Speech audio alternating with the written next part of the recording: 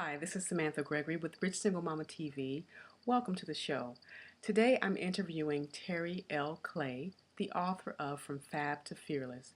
Terri is a single mom who has had some rough times in her life, but she's overcome that because she was determined. She made a choice to be successful, and she has now gone on to become an inspirational speaker, like I said, an author, and gives workshops on vision boards, vision board parties. Yes, they help you move forward in your life and become what you want to be.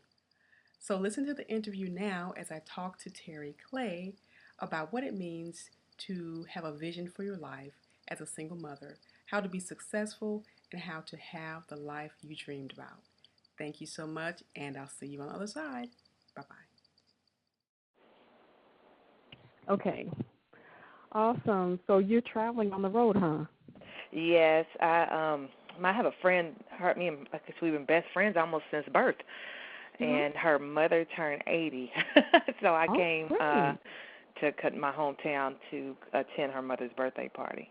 Okay, okay. Yeah, Sounds awesome. Sounds yes. awesome. So I know you're doing fabulous things. I know we talked about. I think it's been has it been a year since we I know first it's been a talked? while because I think I saw Yeah. you at church. Yeah. But I Yeah. mean, when we first kind of met, and I Oh, think oh, it's been longer than that. I think yeah. maybe a year. Yeah, because I was doing Atlanta Women's Entrepreneurs. That's Uh-huh. definitely been a little over a year. Yeah. So since then, you have definitely been doing some really awesome things, the vision board parties and just Oh, yes, going and speaking and yes. the book you've written and released, and of course your line that's, kind of in line with the book. So, I mean, just tell me more about that and how things have just been working out for you over the last few months or last year, actually. Right. And then we'll, get more into single motherhood. Well, what I wrote a book called From Fab to Fierce, and that book's on Amazon. But I really actually was having some hard difficulties, and I was still working my regular job. Let me just say that. And I was working my Mhm. regular job still, and I was feeling overwhelmed working my regular job in my business. And I was like, I was praying about it, and I said, Lord, if you kill the job, I'm going to stop working. But I can't just quit. And I felt like God was telling me to quit, but I just didn't feel comfortable quitting, Mhm. because I didn't have a savings or anything like that. And so I was like, well, if you kill the job, then I'll know you killed it. And anything that happens crazy or anything after that, I know you did it. And needless to say, I haven't worked a job since. I've never worked at my job since. And Mhm. so it was right after that period when I was still working my regular job that the book came out. I wrote the book in 1 month because I was no Okay. longer going to work, so I could kind of Mhm. I could kind of focus on a lot of doing my business because I wasn't going to work anymore. And so I wrote the book in a month's time, in 30 days. And but the book From Fab to Fierce, it really just came as an idea that I had got a hair. I had asked God to brand my look, and I thought Mhm. that would, I never really heard of a branded motivational speaker, and I thought, well, that would be different. And I said, well, he didn't give me any ideas right away, but needless to say, a little time went by. My daughter was telling me my hair was damaged, and I said, Mhm. oh, well, let me just cut it off. And I had been wearing this long wig and stuff, and my hair underneath wasn't. It was still pretty long, but she was like it was so damaged, so I cut it all off, very, very short. And then when I Mhm. went home, I dyed it blonde. And so I thought, wow, this is fierce. And that whole, Mhm. after that, the rest was history. So I just came up with Okay. a book, From Fab to Fierce, because really my look before was nothing wrong with it. It wasn't like I was horrible looking. I mean, most times people said I look nice. So it Mhm. wasn't anything wrong with the previous look, which was fabulous. And so but really, and I started thinking about how you can really accomplish your dreams, and it's sometimes to accomplish your dreams you got to become fierce. And Right. so the book is really an acronym for the word fierce, and it tells my story up until that point. I ain't gonna say my life story Mhm. because God is Mhm. not definitely not through with me yet. Right. But he told me the story of I had been a survivor of domestic violence. I had, but went to nursing school. I failed, had to take it over and over again. So I went through all of these difficulties up until this point. And it was really when my business I started seeing I could see the difference. It was really the steps, FIERCE, to which were one of the steps is fearless. Mm-hmm. And so I started to become fearless. So I started to use that word, that acronym FIERCE, to help other people to accomplish their dreams, because I wanted them to see what did I do differently, because I was fine before, and that's what happens is we all look at ourselves and we think we're fine, and really we have to do some other things, and we look up in our businesses not doing anything like we really wanted to do. So we have to become fierce, and so that's what the book, I just utilize my look change to help other people to accomplish their dreams. And so, during that period, which is ironic, that after I wrote the book, people probably don't know this. Some of the people do that. I'm very kind of transparent about my life, but I lost everything after that. And so I lost my house. So after I quit my job, the Lord killed the job, needless to say. I lost my place. I was homeless for a little while.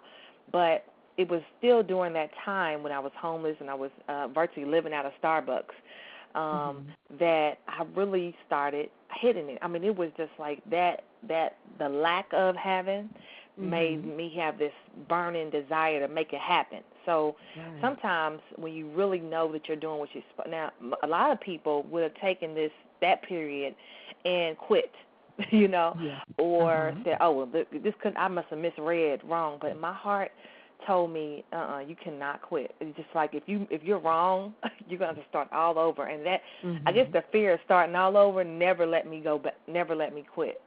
And that was really, really during that period when I really started getting on radio shows and people started having me come to their cities, and it just kind of took off from me just making it through one of the roughest times in my life.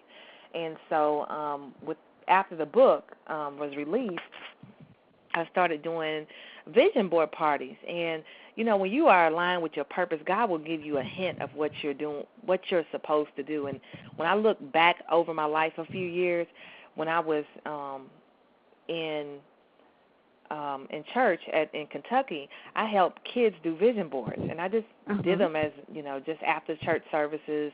We would just make vision boards, and I would just kind of tell them how to make vision boards. And then at my same church, I would help the singles put on these singles events. So it's kind of ironic that later on down the road with God, that's why God, your purpose, you can if you look over the course of your life, you can see your purpose. Yeah. I started putting those two skills together that I did just for free, really, and start doing events called vision board parties. And really they're mostly my events are for women, because I want to empower women. I guess my niche is to help women be better. And one of the tools I help them with is doing vision boards. And so in 2012, we did 3 vision board parties, one in Atlanta, one in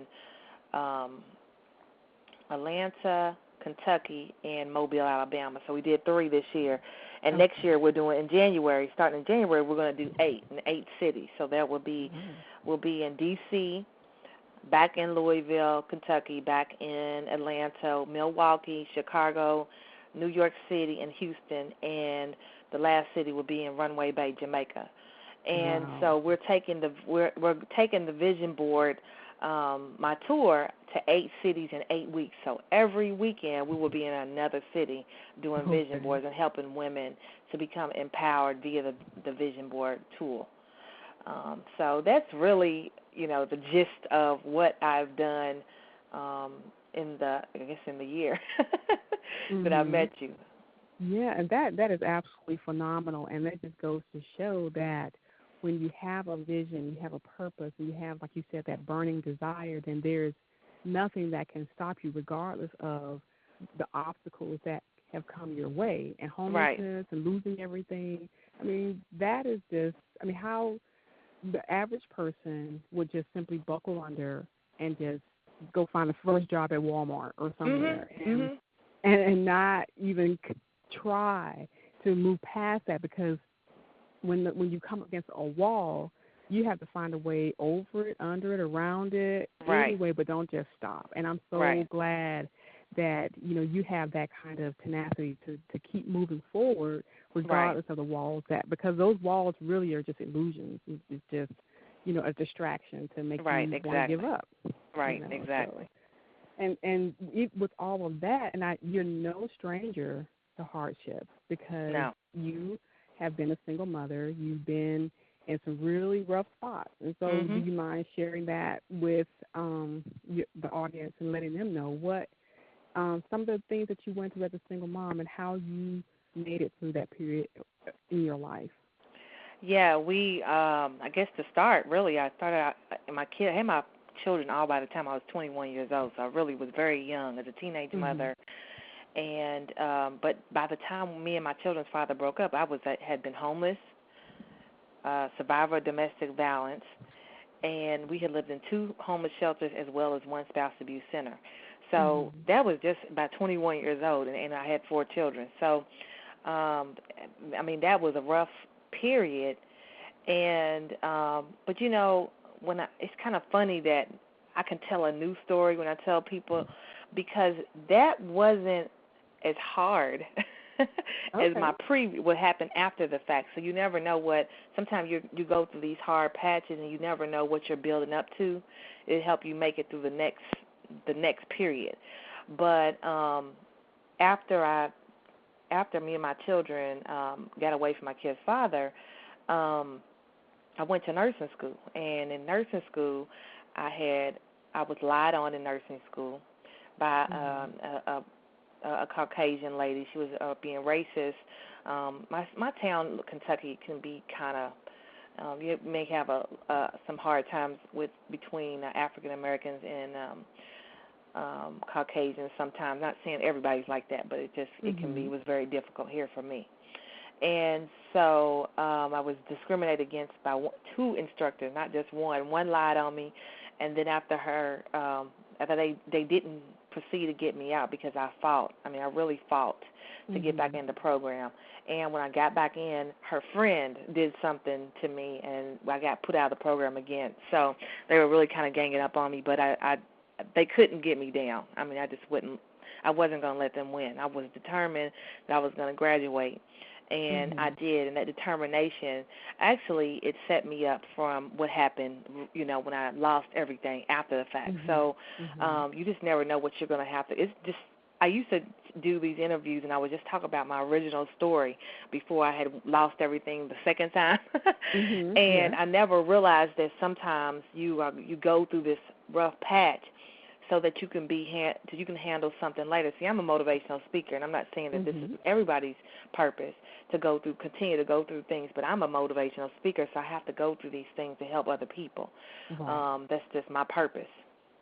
But if I didn't go through anything, then people wouldn't necessarily relate to me. Maybe, I think that if you want to talk about politics, for example, Romney's wife got up, and a lot of times they talk. For example, they talked about how she has money and this and that, and a lot of people are angry with them because they feel that they don't relate. That's not necessarily my opinion, but I'm just saying they don't feel like they relate. And so what I'm saying all this to say is that because I went through the fire and I went through hard times, then I feel. People feel like, oh, well, if she can do it, then I can do it, So a lot of times because God allows you to go through something so that people can feel comfortable or feel the push to go through what you went through. Right, and be encouraged, too, because they saw that you have gone through it, you survived, you are now at a point, at a high point in your life, so they can do the same thing if they put their minds to it. And move forward, and even if they have to use you as the pattern to live their life after for a while until they find their own way, then that's just as good until they get to the point where they can stand up on their own and just move forward and find their own purpose and strength as well. Exactly. So, as a single parent, I'm one, you're one, your children are now older now, and one of the questions that a lot of single mothers are dealing with right now, or issues they're dealing with right now, is their finances. Child support, because child support is not enough, or they're working in a job that doesn't pay enough, and so they're really struggling. And Yes. so, what was life like for you when, as a single mom, and dealing with finances and budgeting and making ends meet, and so just so you and your children could have a life where you knew where your next meal was going to come from. Right. Well, that was it. I mean, that entire the journey of me having children, when me and my children's father first broke up, I actually went to the projects to live. Public housing in the hood. I actually grew up in middle-class neighborhoods, so I wasn't accustomed to that, so it was new for me. But we moved into the hood, and it was hard. And one minute I would quit my job and go back to school, and then it would be hard. And that it would be, quit my job, go back to school, and then we couldn't make it. Then I would have to cut my hours again in school and then go back to work. And so we did this pattern. It took me 10 years to become a nurse, and that was why, because we would be broke again, and then I didn't have the money, so I had to go back to work. And it just, it was hard. And, sometimes I would say, and this is what I guess I've learned, the lesson I learned was that it probably would have been better for me just to have tough it out, even if we were having hard times, to tough it out and go ahead and get through, because I could have got finished in 4 years instead of stretching it out over 10 years. But that's just a lesson that I learned after the fact. I was so concerned about my kids being uncomfortable, but they still were uncomfortable. You know what I'm saying? We weren't really comfortable in either way. And so, but I would go back and get a job because I didn't, I wanted them to be able to have toys for Christmas, stuff like that. That I think if they had we could have just toughed it out those few years and just not had money. Because when I finally said, you know what, I'm going to graduate, that's what happened anyway. We ended up, my electricity got cut off for 4 months. My water was cut off at the same time, and we ended up staying over a friend's house. And, so we ended up having to tough it out anyway. So that's why I would just, say to people that if you really, whatever you got to do to get out, if that's, if you're starting your own business or, if you're going to school or whatever, I just tough it out, because your kids, yourself, whoever, you will be fine. Because if you look at people, just read up on stories of successful people or failures, you will see that sometimes to get the prize, you have to endure the hardship. You know what I'm saying? Even though it doesn't seem like, some people don't want their kids to go through anything, but they're resilient. Yes, they are. They'll be okay. I could testify to that. I definitely went through that period of quote-unquote poverty when I was in school full-time and working, barely making minimum wage and everything. And so that was a rough time for us. And, Section 8 housing and food stamps, all those things. But I knew that it was temporary and that I had the ability, with every breath I took each day, to start over and to move forward and toward a better tomorrow for myself and my children. Exactly. So I think it was a 3-year journey for me in school, but it all panned out because I was willing to sacrifice comfort for a little while in order to get the big reward later on. Exactly. So that's absolutely awesome. At this point, I would love to hear your words of wisdom and advice for single mothers who are thinking about striking out on their own as far as a business is concerned or a side hustle. What can you tell them about the process, some of the decisions that they have to make in order to begin on their own as a business owner or as just someone who's trying to make a little extra money on the side? One thing I would really say is you have to invest in yourself, because I think sometimes people don't feel the need are to invest in yourself, because you have to learn. Entrepreneurship is not necessarily like going to college and getting a degree in, nursing, for example. Entrepreneurship, you have to pay for people that have gone before you to teach you how to do things. So that's how you learn. And what I've learned is sometimes a lot of entrepreneurs, they don't want to invest in themselves. They don't want to learn. They don't want to learn what they need to learn, or go out of their way to learn what they need to learn. So one main goal is to invest in yourself and become knowledgeable. If nothing else, read books. Keep yourself, keep your head very around positive people. Oh, my gosh, that's just like, that you got to keep around positive people, because entrepreneurship, I'm telling you, it brings out the claws in people. And I'm not sure why that is, but it does. It brings out the claws in people. When I went to school, I didn't have haters like I do now. And maybe because it's just a different thing, or, I'm not for sure why so much. But because it is a different world, then you have to surround yourself in the world of people who get the entrepreneurship. So don't have the people bring it in your ear, this is not going to happen. Oh, I wouldn't do that if it was me. I mean, it's lot of people that are going to be singing negativity in your ear. So I would definitely say invest in yourself. Keep yourself around positive people. There are other entrepreneur people. There are like groups of entrepreneur women or whatever. I would just definitely be around those people. I was and I lived in Kentucky. I didn't find as many entrepreneurs in Kentucky. Not that they're not here. I just didn't find them until I moved to Atlanta. And I remember going to this women's entrepreneur group, and there were other people telling people to get a real job. And I was like, oh, my gosh, I was almost about to cry because I had heard get a real job. And so when I heard that it wasn't just me hearing that, I was like, wow, I know I'm okay, So you want to be around other people that are, doing what you want to do. And so I would say, and I would say, kind of do some research. But I don't want to focus on doing research so much in advance, because sometimes we can do so much preparation, and we just want to prepare, and we'll be years trying to get ready. And I don't work like that. I may be wrong, but this is how I just do it. I just step out there and I learn along the way. When I started doing motivational speaking, I did start speaking at Toastmasters.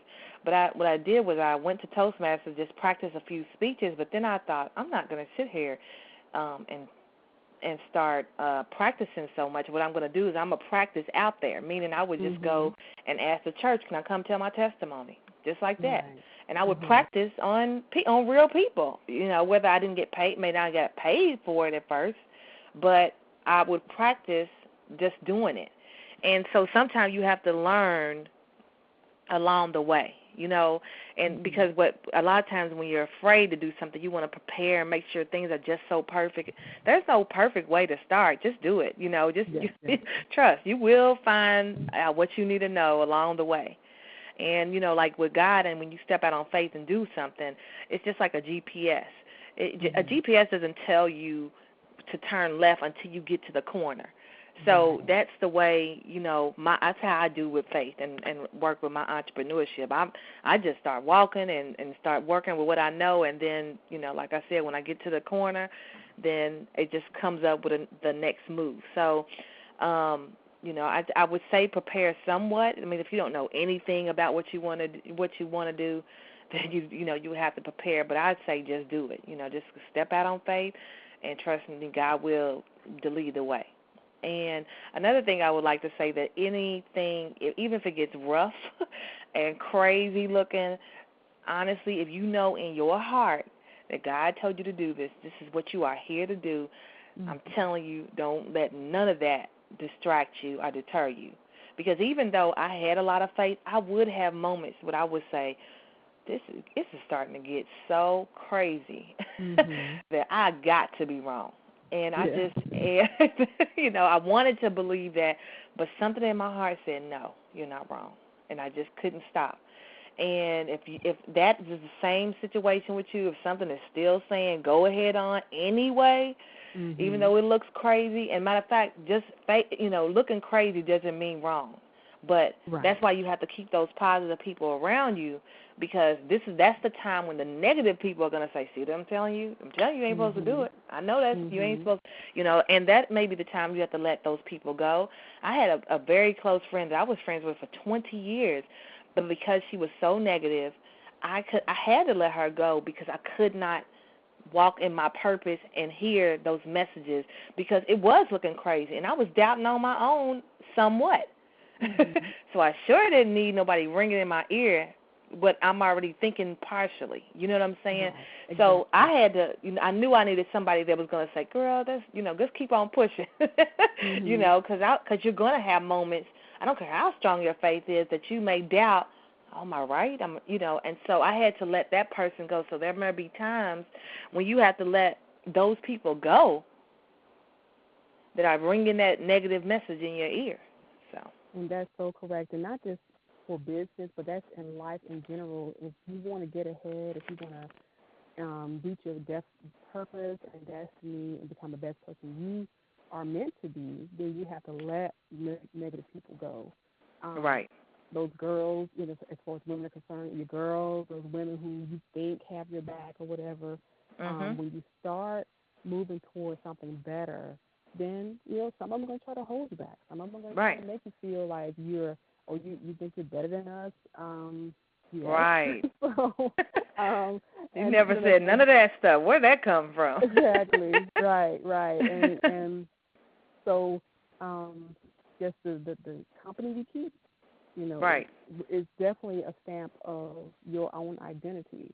And if you want to, have a better stamp, a nice golden embossed stamp of identity, you got to go and be with people who are reaching those same type of dreams and goals that you wanted to reach for. Right. So you're absolutely 100% right. I wanted to ask you about the vision boards.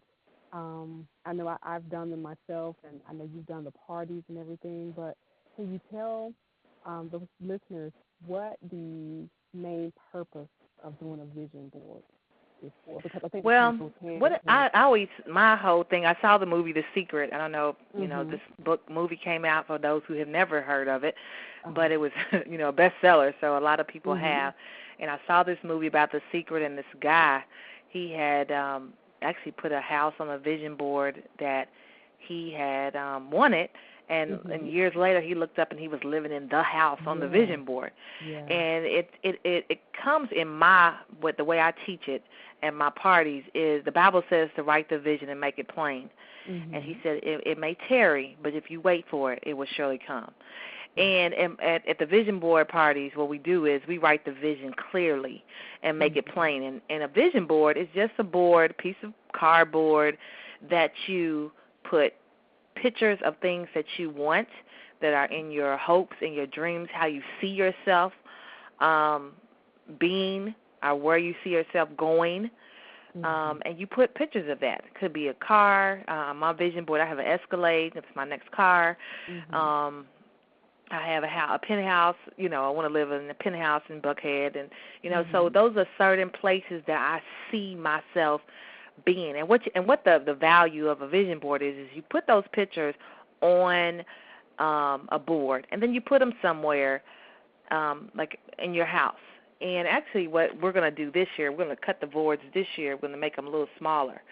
And the reason why I want to make them smaller because we're not always at our house. And so what I'm going to do is make them the size of a board so you can put them in your purse or put them in your car and just, when you're having a rough moment, you can pull it out and say, okay, this is my goal here, And so the key to having a vision board is that you write in the vision and you make it real plain of how you want those things in your life. And because you wrote the vision and made it plain, the Bible says if you wait for it, it will come. And it may tarry, it may take a little bit, but it's going to come. And so we teach 4 steps, and that's first is asking, just putting it out there. So those pictures are a form of asking, or not just pictures. You can put words. I have myself getting married on my vision board, a wedding dress, those are clear things that I want or see myself having. You could also put words, love, because you want love in your life, friends, you want friends in your life. Just those type of things that you want, that you're just putting out there, you're asking it. And then the next step is to believe. So not only can you just ask, and it's no need in just not believing in those things that you want. So you have to believe that you can have those things. So I can have that husband, or I can have the car or the Escalade or whatever you want. And the next step that I teach is, they don't teach it in a secret, but I teach it in my class, is to act.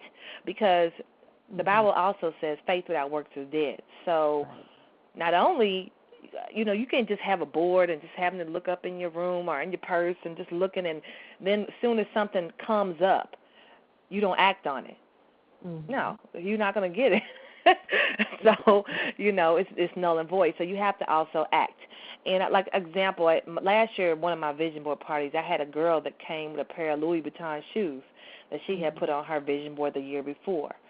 And what this girl did was, she had saw this contest on Twitter, and she when she had put it on her vision board, and then she was like, oh, my gosh, I know I'm going to win these shoes because this is on my vision board. So what she did was, she entered the contest, so she acted. She had to enter the contest in order, even the opportunity came. So cause she asked, she acted, so the opportunity came to her, but then she had to act by entering the contest. And then the last step is to receive. And she received the shoes. So that's the same steps and processes we go for everything in having the vision board. You have to ask, act, ask,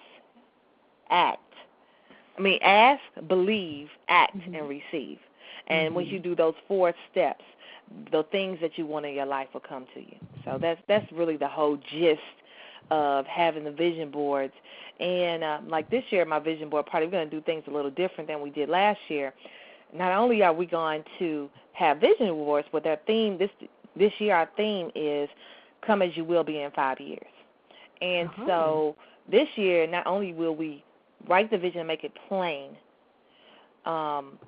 and have vision boards, but we will also dress and be who we will be in 5 years, not who we are today, who we are in 5 years, and then that whole night we'll speak as though it's 5 years later. So it's the same clarity of writing the vision and making it plain. So that's beautiful, because that's just reinforcing it like 3 times. You have to write it, and then you'll see it, and then you act in it. And so that's really getting right in your subconscious mind, and make so you believe, yes, this is who I am. Not just now, but in 5 years, this is who I am, and moving forward in that. And so there is no, there's no other choice but to become what you already see yourself as. Exactly. That's awesome. Well, Terri, that is just phenomenal. I am so happy to hear about all the great things you're doing, and how you have just move up and forward in life, and bringing people along with you as you go out and you encourage and you motivate through your words, through your book, through the vision board parties. I know that 2013 is going to be just absolutely out of this world for you. So I am so happy you took the time to come and to just talk with me, chat with me a little bit, and so that others can hear how a single mom was able to move from a very bad relationship, domestic violence, homelessness, trials and tribulations in nursing school, and then homelessness again, and then finally moving into your destiny and your purpose, so that you can be light and salt in this world to other people. Right. Exactly. So, thank you so much. Is there anything else you want to share with us? Again, where we can find your book, your website, and just your contact information online. Okay. For one, my book is on Amazon. It's From Fab to Fierce, and that's on Amazon, From Fab to Fierce. You also can contact me on Facebook. I am T. Clay, I-S, on Facebook, so Terri L. Clay on Facebook. And Terri is spelled Terri L. Clay, and that's on Facebook. I'm also Terri Clay on Twitter, And I have a website.